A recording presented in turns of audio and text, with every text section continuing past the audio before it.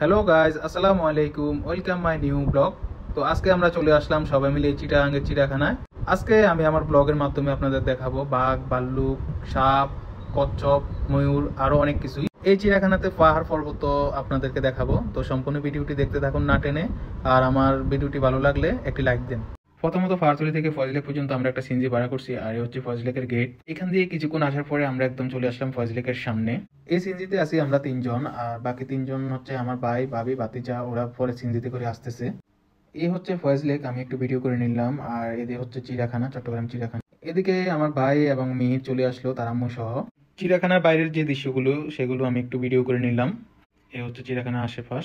আমরা এখন যাচ্ছি টিকিট কাটার জন্য টিকিট কাউন্টারে সবাই মিলে। তো আমার বড় ভাই একাই গেল সবগুলো টিকিট সংগ্রহ করার জন্য। আর এখানে প্রতিটি টিকিটের মূল্য 70 টাকা, আর 3 বছরের উপরে যারা আছে তাদের জন্য টিকিট প্রযোজ্য। টিকিট সংগ্রহ শেষে আমরা এখন যাব মূল ফটকে। এই যে চলে আসলাম মূল ফটকে, আমরা সবাই মিলে এখন ভিতরে প্রবেশ করব। আমাদের 7 জনের টিকিট চেক ইন করার পর আমরা এখন চলে আসলাম একদম ভিতরেই। ভিতরে প্রবেশ করার পর আমি নিজেকে একটু ভিডিও করে নিলাম ছোট্ট করে। প্রথমত আমরা দেখবো ময়ূরপঙ্খী। ময়ূরপঙ্খী দেখতে অনেক সুন্দর, কিন্তু ময়ূরী দেখতে তেমন একটা ভালো লাগে না আমার কাছে, এই যে ময়ূরী। এরপর আমরা চলে যাব বানরের কাছে। এই যে বানর কি সুন্দর চুপচাপ বসে আছে, অন্যদিকে বাকি বানরগুলো খাচ্ছে। অন্যদিকে লক্ষ্য করে দেখলাম একটা বানর অন্য বানরের উকুন খুঁটে দিচ্ছে, মানে উকুন দেখে দিচ্ছে, যেহেতু বানরের গায়ে অনেক উকুন থাকে। আর আপনারা অনেকেই জেনে থাকবেন যে বা একটা বানর অন্য বানরের বিপদে এগিয়ে আসে সবসময়। এদিকে মিহির বলতেছে আমি ময়ূরী দেখবো, ময়ূরী দেখবো। আমি যখন বলছি ময়ূরী এখানে আছে, তো মিহির চলে যাচ্ছে ময়ূরী দেখতে। ময়ূরী দেখা শেষে আমরা আসলাম কচ্ছপ দেখার জন্য। এই হচ্ছে বড় বড় কচ্ছপ, জানি না এগুলোর কত বছর। ওই যে ভিতরে 2টা কচ্ছপ আছে। এদিকে সিংহানি এই যে যে ফুটবলটা এটা খেলে হয়রান হয়ে গেছে, তাই সে একটু পানিতে নেমে বিশ্রাম নিচ্ছে। আর এদিকে সিংহ বসে আছে সুন্দরভাবে। সিংহ আসলে দেখতে অনেক সুন্দর। আর এগুলো হচ্ছে বিলাই বারবাল, যেটা হচ্ছে বড় বিড়াল বলে, বাঘের মতো দেখতে। অন্যদিকে চলে আসলাম, আমরা দেখলাম যে কি সুন্দর বাঘ, 2টো বাঘ এখানে আছে। আসলে চট্টগ্রাম চিড়িয়াখানায় শুধু এই 2টো বাঘ না, আর অনেক বাঘ আছে। এই যে দেখেন এখানে 2টা সাদা বাঘ পানিতে বসে আছে, তারা হয়তোবা শরীর ঠান্ডা করতেছে। বাঘের খাঁচার সামনে আছে একটা ভাল্লুকের খাঁচা, ওখানে একটাই ভাল্লুক, আর অন্য পাশে আরেকটা ভাল্লুক। এই খাঁচাতে আরেকটা বাঘ দেখতে পেলাম, এখানেও একটা বাঘ শুয়ে আছে, আর অন্যদিকে আরেকটা বাঘ হাঁটে চলতেছে, আর বাঘের বাচ্চা পানি খাচ্ছে। এই খাঁচাতে আসলে একটা 2টা বাঘ না, মোটামুটি বেশ কয়েকটা বাঘে দেখতে পেলাম। এই যে একটা বাঘও শুয়ে আছে। আর একটু সামনে আসার পর আমরা দেখতে পেলাম একটি বাঘ লম্বা হয়ে শুয়ে আছে, একদম মানুষের মতোই। তার কিছু দূর আসার পর একটা গ্লাসে দেখতে পেলাম কিছু ইঁদুর। আমি প্রথমে ভাবছিলাম যে এই সাদা ইঁদুরগুলো এখানেই রাখবে, কিন্তু না, এগুলো সাপকে খাবার দিছে। এই হচ্ছে সেই সাপ। আমাদের গ্রাম্য ভাষায় এই সাপকে বলে দুধদা সাপ। এগুলি ইঁদুর ও গরুর দুধ খুব পছন্দ করে। তার একটু সামনে আসার পর দেখলাম আমরা অজগর সাপ। এই যে অজগর সাপ, এই মোটা মোটা অজগর সাপ। এখানে একটি সাপ শুয়ে আছে পানিতে লম্বা হয়ে, আর বাকি সাপগুলো দেখেন জায়গায় জায়গায়। এই সাপটা গাছের উপরে। এই গ্লাসের ভিতরে কম করে হলো 20 থেকে 30টা অজগর সাপ আছে, অনেকে মোটা মোটা। এদিকে দেখুন কতগুলো অজগর সাপ একসাথে জড়ো হয়ে আছে। আমি প্রথমে ভাবছিলাম মৃত্যু, কিন্তু না, দেখে এগুলো নড়াচড়া করতেছে। সাপ দেখার পরে আমরা চলে আসলাম জেব্রার কাছে। আর আমার ভাতিজা মিহির এই জেব্রা প্রথম দেখতেছে, তাই সে অনেক খুশি। আমার বড় ভাই জেব্রার গায়ে হাত দেওয়ার পর জেব্রাটা অন্য আমার দিকে চলে আসলো, তাই আমি জেব্রার গায়ে একটু হাত বুলিয়ে দিলাম সুন্দর করে। জেব্রাটা আসলে অনেক শান্তশিষ্ট ছিল, তাই আমাদের কাছে অনেকক্ষণ দাঁড়িয়েছিল।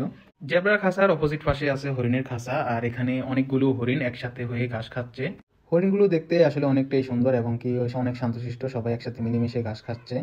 কিছুক্ষণ হাঁটার পর আমরা দেখতে পেলাম ফজলেকের কিছুটা অংশ চিড়িয়াখানা থেকে দেখা যাচ্ছে।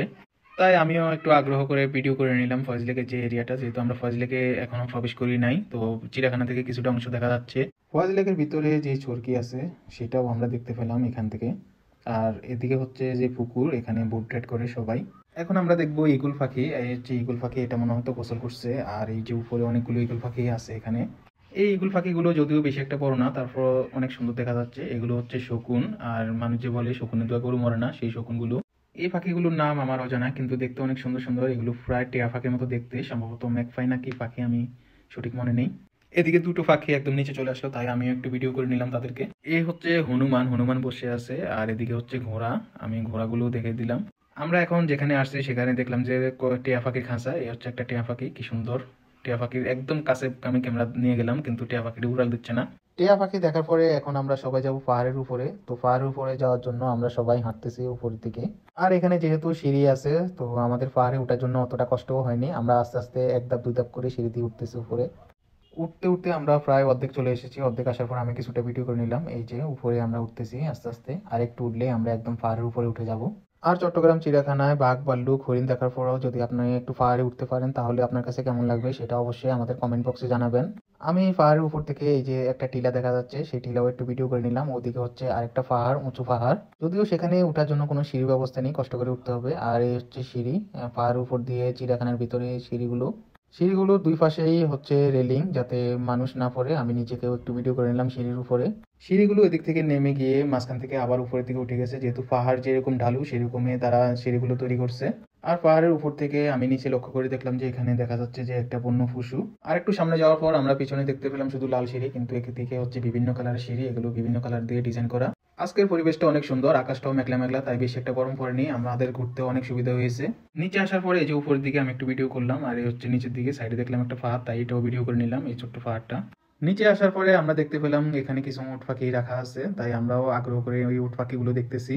আপনারা জানেন যে উট পাখি উঠতে না পারলেও তার নাম কিন্তু পাখি। এই যে যে লাল সিঁড়িটা, এটা হচ্ছে পাহাড়ের উপরে ওঠার জন্য এবং কি নামার জন্য। আর এদিকে হচ্ছে শিশু পার্ক। আপনারা যদি চট্টগ্রাম চিড়িয়াখানা আসেন তাহলে বাঘ, ভাল্লুক, কচ্ছপ এগুলোর সাথে সাথে পেয়ে যাবেন পাহাড়। আর ছোট ছোট বাচ্চাদের খেলার জন্য পেয়ে যাবেন শিশু পার্ক। মিহিরকে নিয়ে আসছি, তাই মিহিরও একটু উঠে এখানে মজা করতেছে। আর মিহিরের দেখা দেখিতে আমিও আজকের জন্য একটু শিশু হয়ে গেলাম, তাই আমিও এটার উপরে উঠে একটু ফিসলা খেলাম। এই যে আমি পড়ে যেতেছি আজকের জন্য শিশু। মিহির এখানে আসছে দোলনাতে দোল খাওয়ার জন্য, তাই সে দোলনাতে উঠে একটু দোল খাইতেছে। আর এই দোলনাগুলো হচ্ছে 12 বছর নিচে যারা আছে তাদের জন্য প্রযোজ্য।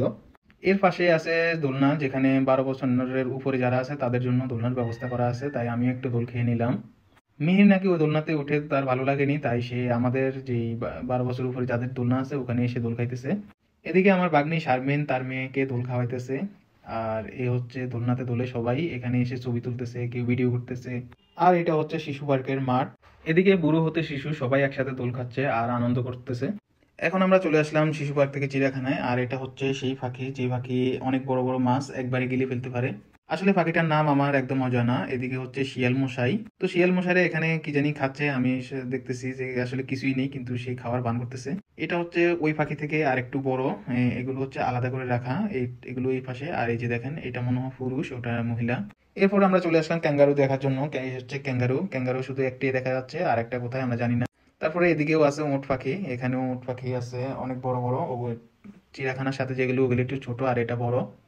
উট পাখি দেখার পরে চলে আসলাম বন্য হরিণের কাছে, এগুলোকে বলে বন্য হরিণ।